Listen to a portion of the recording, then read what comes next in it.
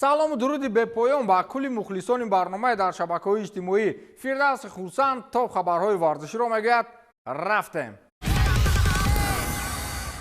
баъри пули калон ё дар ҳақиқат ҳис кардани даҳшат дар дастаи қаблӣ, Неймар чемпионати Арабистони Саудиро аз Лигаи Яки Фаронса боло гузошт. ана барои чӣ Килиан Мбаппе ду пой дар як мӯза аз он ҷо гурехтанист. Неймар баъди гузариши пурсарусадо аз ПСЖ ба Ал-Ҳилол аввалин мусоҳибаи худро баргузор кард ва ба суоли он ки шумо воқеан хушбахт ҳастед ки ба чемпионати Арабистон омадед, чунин ҷавоб дод: футбол дар ҳама ҷо футбол аст, мисле ки тӯб дар ҳама ҷо шакли кулула дорад. агар ба доштани ситораҳои футбол муқоиса намоем, пас гуфта метавонем ки чемпионати Арабистони Саудӣ аз баъзе мусобиқаҳои топ 5 аврупоӣ, махсусан аз Лигаи Яки Фаронса 10 сару гардан боло аст. дар ин ҷо тамринҳо хеле шадид сурат мегиранд ва ман хостори он ҳастам ки акнун дар ин ҷо ҷоизаҳои бешумор бигирам. ба ман фарқ надорад ки одамон чӣ мегӯянд. онҳо мегуфтанд ки лига як мусобиқаи заиф аст, аммо аз ҳама зиёд ман дар ҳамон ҷо азият кашидам. дар Арабистон чемпионат шадид мешавад ва ман боварӣ дорам ки шумо ва кулли мухлисони футбол онро пайгирӣ мекунед. ман ба мутобиқшавӣ ягон мушкилӣ нахоҳам дошт. ин дуруст аст ки ман забони арабиро намедонам, вале як чизро мегӯям ки ҳатто баъди 5-6 соли фаъолият дар Фаронса ман то ҳол ин забонро омӯхта натавонистам. хулас ин ҷо барои ман писанд омад ва худро беҳтар аз он ҳис мекунам ки дар ПСЖ будам, гуфтааст Неймар дар мусоҳибаи телевизионӣ. Неймарро на дар Барселона ва на дар ПСЖ касе аз роҳи рафтан ба клубҳои шабона боз дошта натавониста буд. фикр мекунам барои ин кор акнун арабҳо дасту остин бар задан. шайхҳо бо шиори хирс мулло мешавад, бо зарби пул пеш мераванд.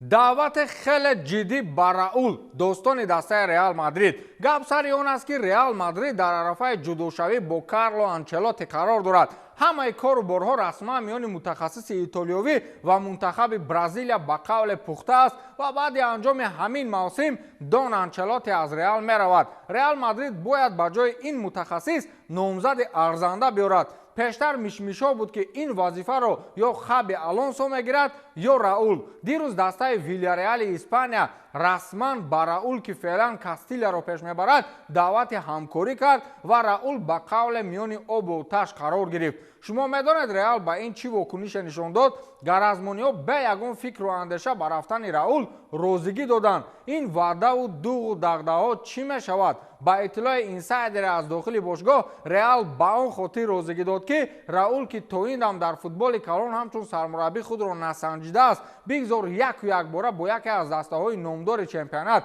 корро оғоз намояд. аз ин рӯ шояд рӯзҳои наздик Раул ҳамчун сармураббии расмии дастаи Вильяреал муаррифӣ гардад. Вильяреал ба таври рекордӣ ҳанӯз дар аввали мавсим аз сармураббӣ Кике Сетьен ҷудо шуд ва дарҳол ба Раул даъвати ҳамкорӣ кард. ана имтиҳони ҷиддӣ барои Раул. агар аз ӯҳдаи кор барояд, пас соли оянда ба Реал меравад. агар не, аз ҳамон Кастилия ҳам худо мегирад.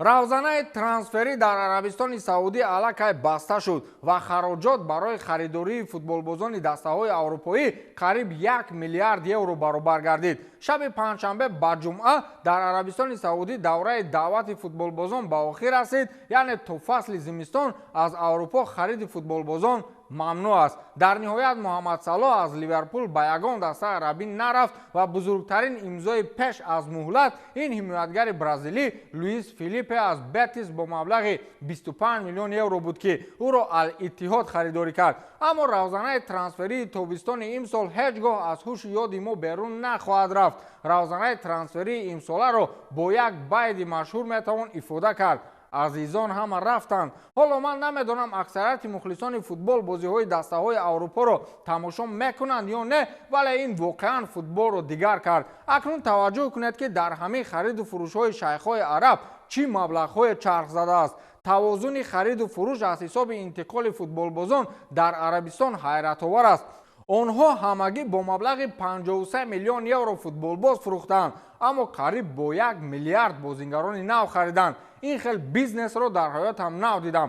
қиматтарин трансфер Неймар буд, гарчанде ки ӯ бешубҳа ситораи асосӣ нахоҳад буд, зеро беш аз 6 моҳ дар он ҷо Криштиану Роналдо ки ҳама чизро пешакӣ медонист бозӣ мекард ва каме бадтар Карим Бензема рафт. Аз ин рӯ дар ситорагӣ барои Неймар дар Саудия ҳам ҷой нест. Бразилиягӣ дар як чиз пешсаф хоҳад буд, дар маблағи гузариш ки беш аз 60 миллион евроро ташкил медиҳад ва ин ҳам ба хотири он аст ки Роналдо ва Бензема ҳамчун агенти озод ройгон ба ин дастаҳо рафтанд, вагарна дар ин ҷо ҳам барои Неймар ба қавле хлеб набуд. дар маҷмӯъ бозингарони чемпионати Арабистони Саудӣ ҳоло беш аз 1 миллиард евро арзиш доранд. қиматтаринаш Неймар бо нархи 60 миллион, пас аз он Сергей Милинкович-Савич 50 миллион, Фабино 42, Рубен Невес 40 ва Атавио 35 ва ҳамин тавр ба қавле майдачӯйдаи зиёди дигар мебошанд. чизи дигар ин аст ки тобистони соли 2023 на ҳама ба васвасаи пулҳои Арабистони Саудӣ афтодаанд. Масалан Тони Кросс ва Лука Модрич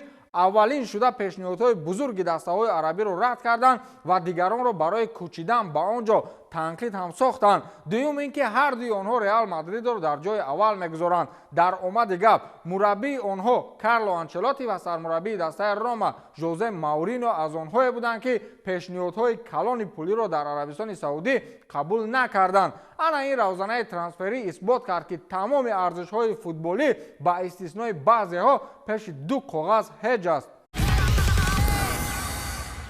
дирӯз гумонам касе дар Арабистони Саудӣ боз аз ҷояш ба қавле як қад парид. дар варзишгоҳи Монументали шаҳри Буэнос Айрес бозии даври аввали марҳилаи интихобии ҷоми ҷаҳонии футбол 2026 дар қитъаи Амрикои ҷанубӣ миёни мунтахабҳои Аргентина ва Эквадор доир гардид.